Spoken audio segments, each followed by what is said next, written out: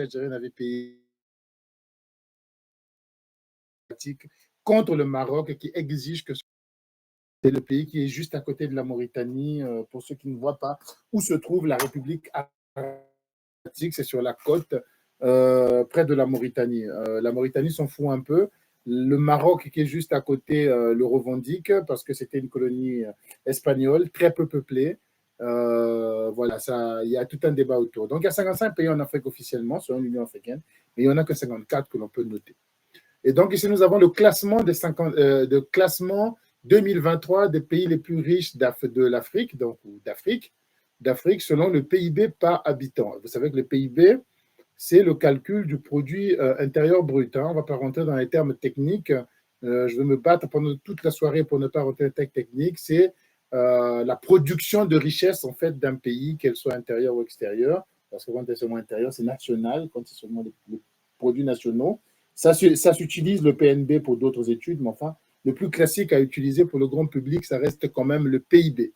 Alors, un PIB, c'est donc la richesse produite par un pays sur une année. Et quand on le divise par son nombre d'habitants, nous avons le PIB par habitant. On dit par habitant, c'est juste la division du PIB global d'un pays par habitant.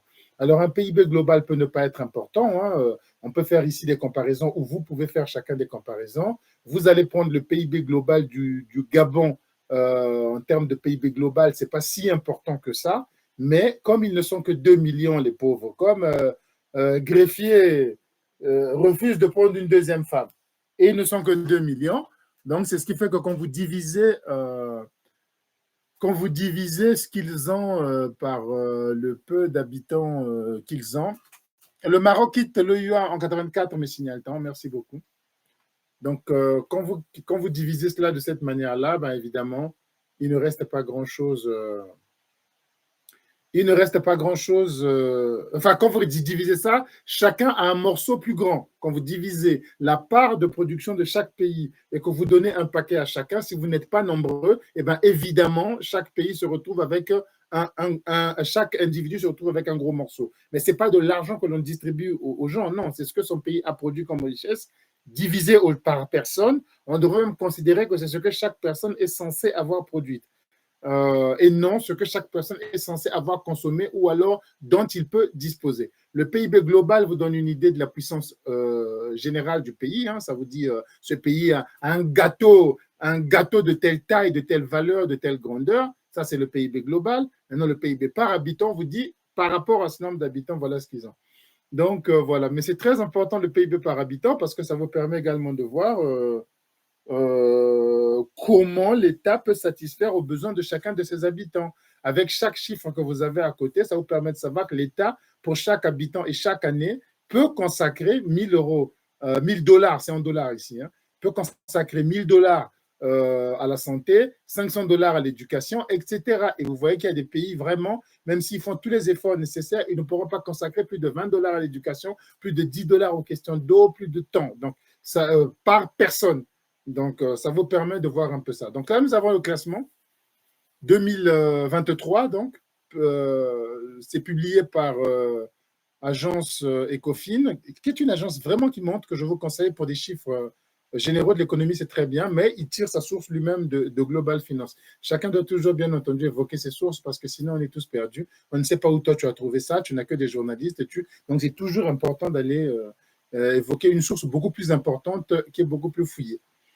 Vous avez des pays ici qui sont affichés de 1 à 54, nous avons dit. Le premier pays, c'est les Seychelles. Je vous en prie, opportune. Je vous en prie. Le premier pays, donc, c'est les Seychelles qui a le PIB par habitant le plus élevé, 39 662 dollars. 39 662 dollars, c'est énorme pour l'Afrique. Ça dépasse des PIB par habitant de plusieurs pays européens. C'est plutôt pas mal. C'est plutôt pas mal. On a envie de dire que c'est facile. On a envie de dire que c'est facile lorsqu'on n'est pas nombreux. On a envie de dire que c'est facile quand on n'est pas nombreux, mais quand on regarde des pays comme les Comores, ils ne sont pas bien nombreux non plus et ils n'atteignent pas ce type de... ils n'arrivent pas à atteindre ce type de données. Je rappelle que l'économie des Seychelles repose principalement sur le tourisme et la pêche. Il y a des petites industries, comme de transformation de noix de coco. On fabrique maintenant des cordes avec les fibres de noix de coco. Il y a également un peu d'exploitation de la vanille. Ils font de la construction de bateaux. Ils ont des sites d'impression qui deviennent également importants. C'est de l'imprimerie papier surtout.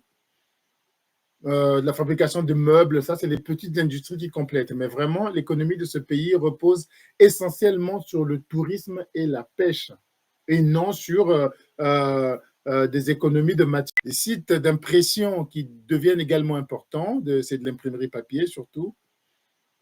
De la fabrication de meubles, ça, c'est les petites industries qui complètent. Mais vraiment, l'économie de ce pays repose essentiellement sur le tourisme et la pêche, et non sur des économies de matières premières comme nombreux veulent que nous nous endormions ou que nombreux veulent que nous nous arrêtions donc à ce type d'économie, mais honnêtement, entre nous, qui est plutôt assez archaïque. Ils s'en sortent, divisés par leur population. Je ne sais pas quelle est la population des Seychelles, hein. Je ne sais pas si je dois regarder ça, mais ils ne sont vraiment pas nombreux. Vraiment pas. Seychelles, population 2023, on va nous dire qu'ils sont 100 000. Vous voyez, les habitants des Seychelles, ils ne sont que 100 000. On ne va pas les faire un à un, hein, mais c'était important de dire un petit mot du premier.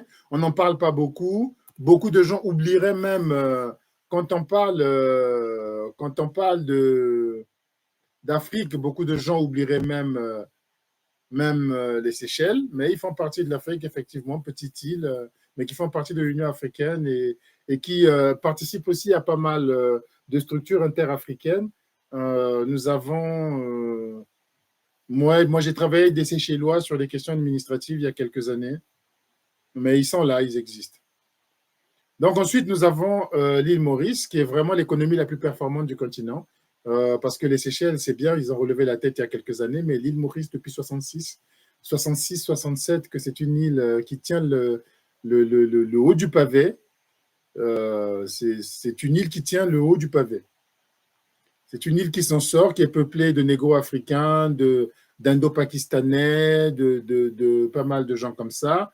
C'est une économie qui a été longtemps une économie sucrière, une économie assise sur du sucre, et qui a réussi à se développer malgré tout ce qu'on lui promettait de mal, malgré que la plupart des gens pensaient que c'est un pays qui ne s'en sortirait pas. Il y a même un économiste au début des années 60 qui disait que cette île réunit toutes les imperfections que peut réunir un État et ne s'en sortira jamais. C'était devenu une théorie économique. On prenait l'exemple des Seychelles de Maurice pour expliquer, voilà le cas d'un pays qui est bloqué, qui ne doit même pas exister parce qu'il n'a aucune chance de s'en sortir, et Maurice nous a démontré le contraire.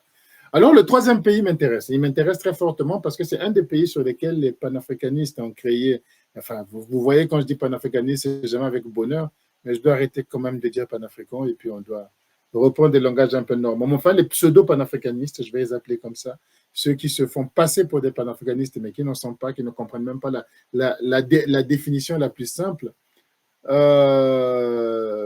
Les panafricanistes ont tendance à vous faire passer la Libye pour un pays qui ne fonctionne absolument plus.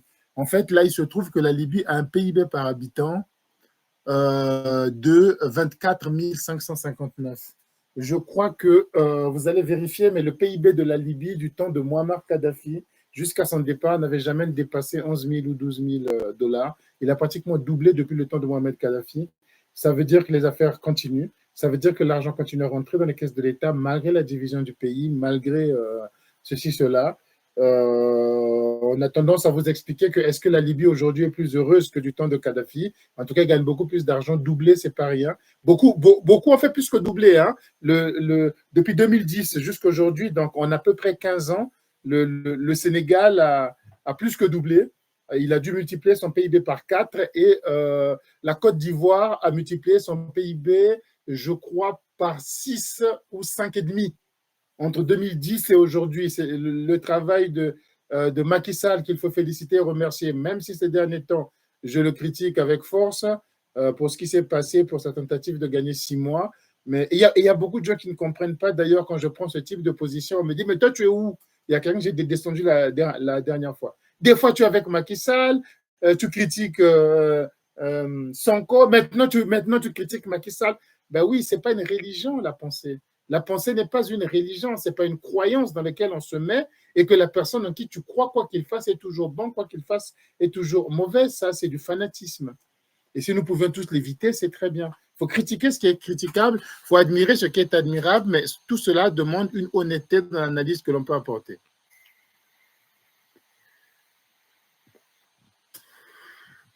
Ça demande une véritable rigueur, une certaine analyse, une certaine tenue intellectuelle dans ce que l'on peut apporter. Donc, non, les Libyens ne regrettent pas Kadhafi. Ah, ça, c'est pas vrai. Vous ne verrez pas un Libyen dire une telle chose. Les Libyens étaient très divisés du temps de Kadhafi, géraient l'argent dans sa poche, d'abord, et ensuite, ils contentaient des chefs de tribus qui eux-mêmes faisaient ruisseler en bas. Attention à ne pas donner, ne supporte pas le régime. Voilà la réalité dans laquelle Kadhafi gouvernait.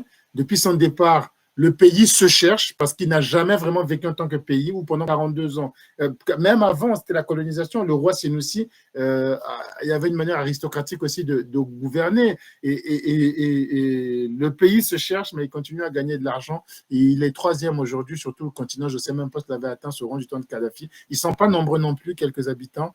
Greffier, merci beaucoup de m'aider. Greffier nous dit que les Seychelles dépassent la Corée du Sud ou même l'Italie, c'est-à-dire que leur PIB par habitant dépasse le PIB de la Corée du Sud ou même celui de l'Italie.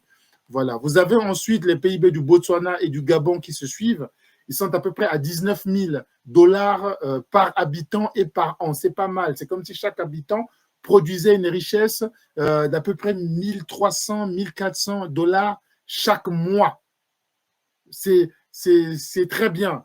Bien que les deux soient des économies minières, il faut également le signaler. C'est-à-dire que ce ne sont pas les Gabonais qui se lèvent et qui produisent ce travail, ce sont des entreprises étrangères qui viennent exploiter des entreprises étrangères qui ont repéré des mines quelque part. Ce n'est pas des Gabonais qui les ont repérées. Les Gabonais sont nés par hasard sur un territoire où ils avaient ça sous les pieds. Et des entreprises étrangères viennent, ils trouvent et ils se mettent à exploiter.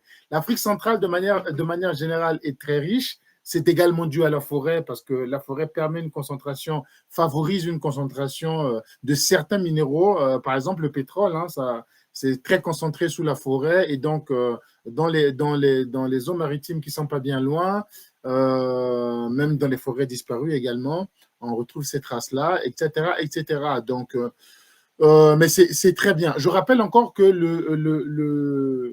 nous sommes en train de parler de quoi déjà? Le PIB par habitant de la Russie, c'est 12 000 dollars.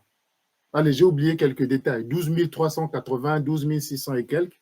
Mais chacun peut regarder là où il est. Chacun peut regarder là